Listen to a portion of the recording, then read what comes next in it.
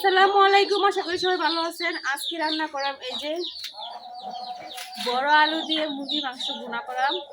তো এই যে দেখেন, এই জায়গায় কিন্তু আমি 2 কেজি ওজনের একটা মুরগি নিয়ে নিচ্ছি।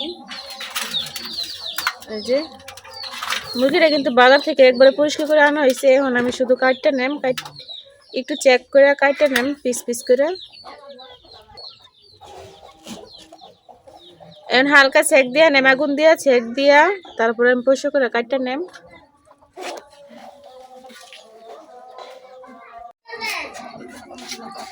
আমি কিন্তু মুরগিটা সেকা নিছি আগুন দিয়ে, এখন ছেকার পরে এখন কাটে নিতেছি মাংসগুলো পিস পিস করে।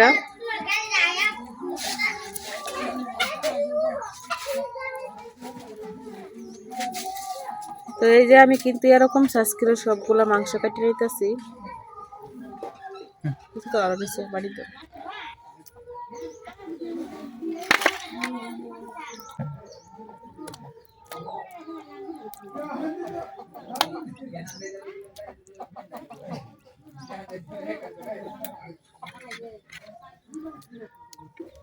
এখন আমি এইভাবে সবগুলো মাংস কাটে নেব।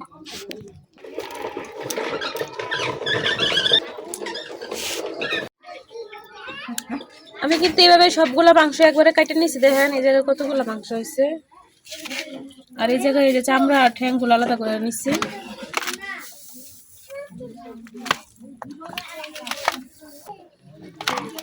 এই জায়গায় কিন্তু চামড়া, গলা, ঠ্যাং সবকিছু এই জায়গায় নিয়ে নিছি, আর এই জায়গায় শুধু মাংসটা রাখছি।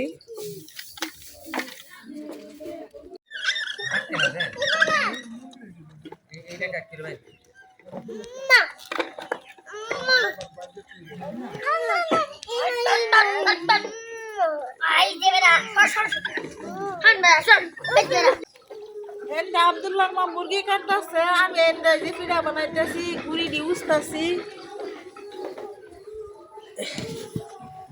আমরা এইভাবে গুড়ি উচ্ছা লই। অন্ত শীতের দিন কদিন পরে পরে আমরা পিঠা খাই।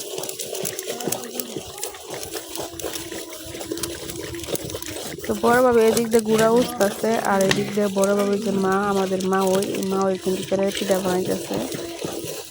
2 চুলায় রান্না করার এই একটা সুবিধা আছে, মানে 2 চুলায় 2 জাত রান্না করা যায়, আবার 2 রকমের পিঠাও বানানো যায়। তো আপনারা তো দেখতেই আছেন যে ভাবি মেরা পিঠা যেটা কয়, ওই মেরা পিঠা করতে হলে কিন্তু গুড়িগুলো আগে উচ্চালাইতে হয়।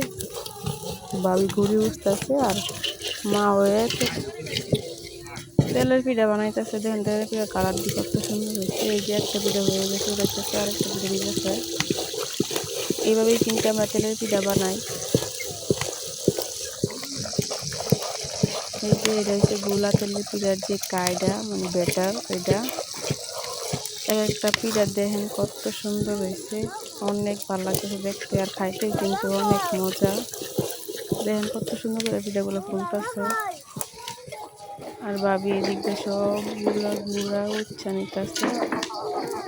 এই গুড়িগুলা কিন্তু ডেকিতে করা,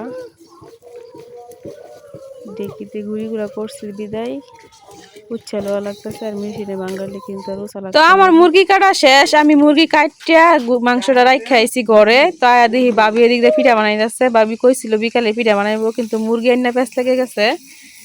মানে মুরগি তো কাটতে হইব, মুরগি না কাটলে হইব না। তো আমি মুরগি কাটলাম, আর ভাবি এই দিক দা, ভাবির মা আইসে বেড়াইতে। তো মা হইলে নিয়ে ভাবি পিঠা বানাইতেছে। ভাবি এটি কি পিঠা? মেরা পিঠা না, আমরা মুইটা পিঠা কই না, মেরা পিঠাই কই। মুরটা পিঠা ক বাইটেলারা, হ্যাঁ মুইটা পিঠা কো বাইটেলারা, আমরা বাইটেলারা, আমরা উজান না, উজানের পিঠাই কই মেরা পিঠা। মেরা পিঠা দিয়া ফুটকি শিরার ভর্তা দিয়া, ও এটি হইলে লাগে না কিছুই।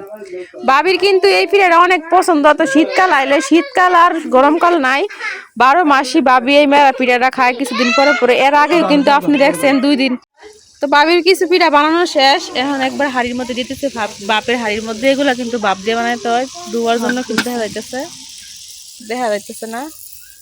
তো ভাবি কিন্তু চৈত কার্তিক 12 মাসই এই মেরা পিঠাগুলা খায়। ওর নাকি অনেক পছন্দ, কারণ পুরা দিয়া শুটকির ভর্তা দিয়া কিংবা মরিচের ভর্তা দিয়ে খায়।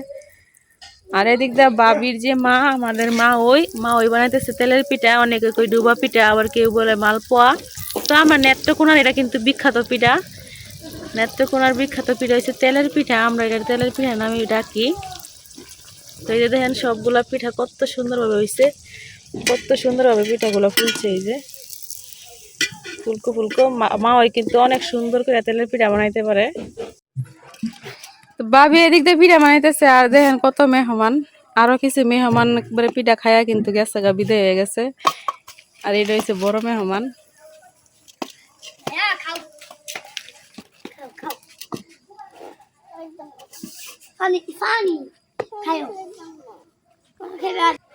শীতের দিন মেলা পিঠা খাইলে সেই স্বাদ লাগে। তো মাহফুজের কাছে নাকি শীতের দিন মেলা পিঠা অনেক স্বাদ লাগে। শীতের দিন খালি মাহফুজের আল্লাহ না, সবাই শীতের দিন মেরা পিঠা স্বাদ এই যে একটা নেমান হুইজে একটা নেমান হুইজে একটা নেমান হুইজে একটা না দাসে। আজকে অনেক মেহমান আইছে, মাহফুজ এটাই কইতেছে। তো মাহফুজের শুধু একলা প্রিয় নাই পিঠাগুলা, মাহফুজের মার আর বেশি প্রিয়। আর আমরা আব্দুল্লাহ তো কোনো পিঠাই খাইতে চায় না, ওর নাকি কোনো পিঠাই ভালো লাগে না। এই না মানে খালি খানা। তোমার মা আজকে বাড়িতে বাহুটা দিয়ে আনো। কিলাইতে বাড়িতে বাহু। আমার এই যে এক পাতিল পিঠা বানানি হয়ে গেছে, এখন গরত হয়ে গে আরো মেহমান খাওয়াইছি। আমার এক পাতিল পিঠা হয়ে গেছে, এখন আমি গরত হয়ে আমরা এরপরেও মেহমান খাইছে। তো দেখেন এক একটা পিঠা সাইড দিয়ে লাল হয়েছে, মাঝখানে সাদা, কত সুন্দর লাগতেছে। তো এই পিঠাগুলো কিন্তু অনেক ভালো লাগে খাইতে, মিষ্টি লাগে, চিনি দিয়ে গুলছে। তো পুরো রেসিপিটা আমরা আরেকদিন অন্য ভিডিওতে দেখাইম। তো ভাবি এখন এই পিঠাগুলো নিয়ে যাক। আর এই যে আমাদের মেরা পিঠা প্রায় বানানো শেষ, অল্প একটু গুলা রয়েছে। আর এই দেখেন পিঠাগুলো কত সুন্দর। আমরা খাইছি যে বেশি মজার।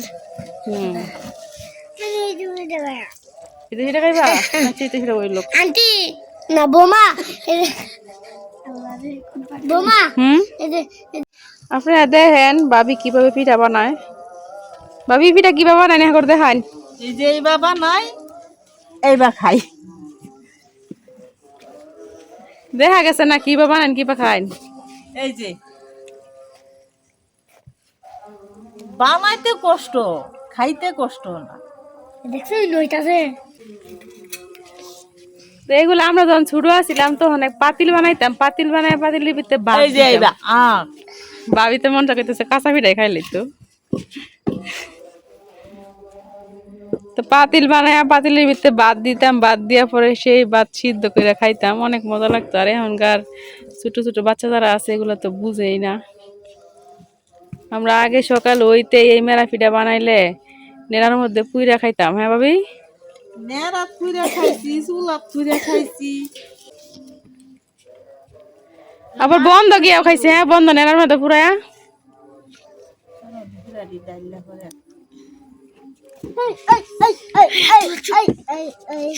থাক কত।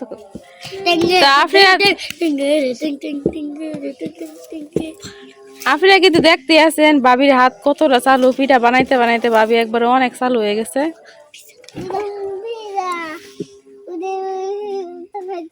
আব্দুল্লাহ তেলের পিঠা খাইতো না, এই মেরা পিঠা খাইবো, মেরা পিঠা বইলে। দেখেন এক একটা পিঠা কত সুন্দর লাগতেছে। খালাম মাইছে। তো এই যে বাপে এই পিঠাগুলো কিন্তু সিদ্ধ হয়ে গেছে গা। তো বাবি চেক করতেছে কেমনে, দেখেন টুকা দিলেই নাকি ওরা বুঝতে পারে পিঠা হয়ে গেছে। আমি তো এগুলো কোনো সময় বুঝি না।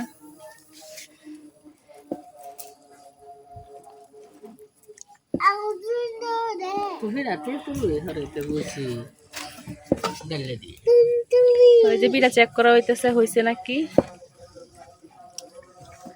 আর এই পিঠাগুলো দেখেন কত সুন্দর।